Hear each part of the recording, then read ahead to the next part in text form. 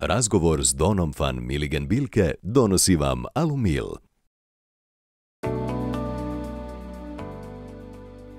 Kako sama kaže, njezino je područje rada između arhitekture i urbanizma i upravo zato arhitekturu vidi kao posebnu vrijednost. The value of architecture for me is that it shapes the cities we live in, the public space, so it's sort of the scenery of our lives. Njezinu je viziju arhitekture prepoznala i struka, jer Dona van Miligenbilke je 2014. godine, samo 2 godine nakon završetka fakulteta, osvojila nagradu Prix de Rome Arhitekture za takozvani kabinet znatiželje u Rotterdamu. It gave me a good start because suddenly everybody can see what your thing is in the architecture, why they should ask you for certain assignments. So for me that was really helpful. And also because it was an imaginary competition, so it wasn't going to be built.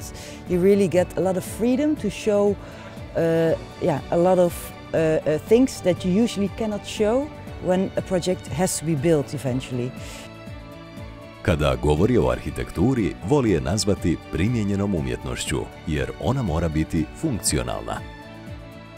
That it should not only be about the architecture, so the objects that the architects make, but it's really about how this object engage with the rest of the buildings of the city. So I think in that way, maybe it already started, but that's really a thing that I see more now. A u europskoj je arhitekturi to jako izazovan posao, jer riječ je o stoljećima starim građevinama nastalim u različitim epohama i stilovima. For instance, I just saw the movie Tokyo, right?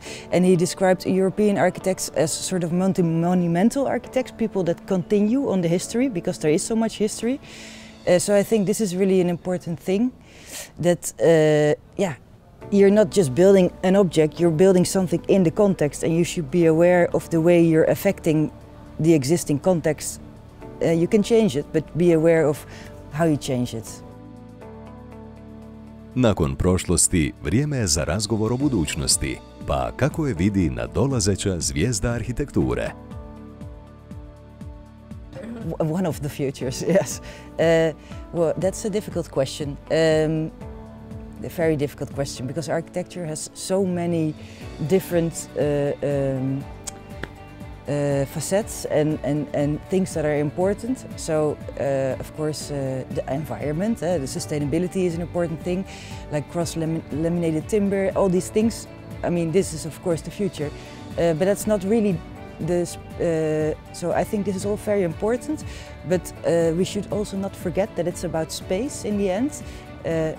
So, a difficult question. I don't know how I see the future. Ipak, smatra da pandemija neće promijeniti način gradnje.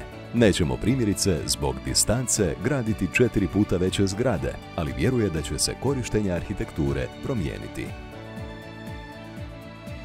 A i materijali koji se koriste u gradnji uvelike se mijenjaju. Suvremen minimalan dizajn te ljudska potreba za danjim svjetlom i dodirom s prirodom traže što veće otvore sa što manje vidljive konstrukcije. Program Alumil kliznih i podnokliznih stijena omogućavaju izvedbu takvih otvora. Korisnik može istovremeno uživati u toplini svoga doma te nesmetanom pogledu, a kada poželi može svoj dnevni boravak vrlo lako spojiti s terasom ili dvorištem. Masivne, ali elegantne staklene površine karakteriziraju ovaj sustav visokom funkcionalnošću, performansama i minimalističkim arhitektonskim dizajnom.